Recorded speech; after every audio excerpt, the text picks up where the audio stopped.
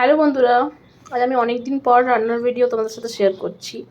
ভাবলাম গরমের দিনে এই রান্নাটা আমি যেহেতু বাড়িতে করছি তো তোমাদেরও শেয়ার করে রাখি, তোমরাও করতে পারো বাড়িতে। গরমের দিনে খুব উপকার এই রান্নাটা। তো এখানে দেখো আমি অনেক রকম সবজি নিয়েছি। ঝিঙে, আলু, কুমড়ো, বেগুন আছে, আর বরবটি আছে। এছাড়াও তোমরা আরও যদি কিছু সবজি নিতে চাও নিতে পারো। আর এখানে আমি নিয়েছি লাউ শাক, লাউ শাক। তো এটা একটা পাতলা ঝোল হবে। তো কীভাবে করি চলো তোমরা দেখো। প্রথমে কড়া চাপিয়ে দিয়েছি, কড়া গরম হয়ে যাওয়ার পর আমি এখানে জল দিলাম, 1 গ্লাসের মতো জল দেবো। তার মধ্যে এবার আমি লাউ শাকটা ডাটাটা দিয়ে দিচ্ছি আর সবজিগুলো আমি দিয়ে দিচ্ছি। এখানে আমি এখন কোনো তেল দিইনি, কিন্তু শুধু জলের মধ্যে আমি সবজিগুলোকে দিলাম। এবার আমি এটাতে পরিমাণ মতো হলুদ আর লবণ দিয়ে ঢেকে দেবো সেদ্ধ হওয়ার জন্য।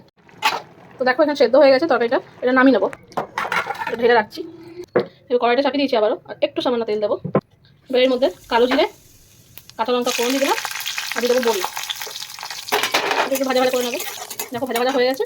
এবার আমরা এই সবজিটা দিয়ে দেবো, একটু মতো মিষ্টি দিয়ে দেবো, ফুটে গেলেই নামিয়ে দেবো।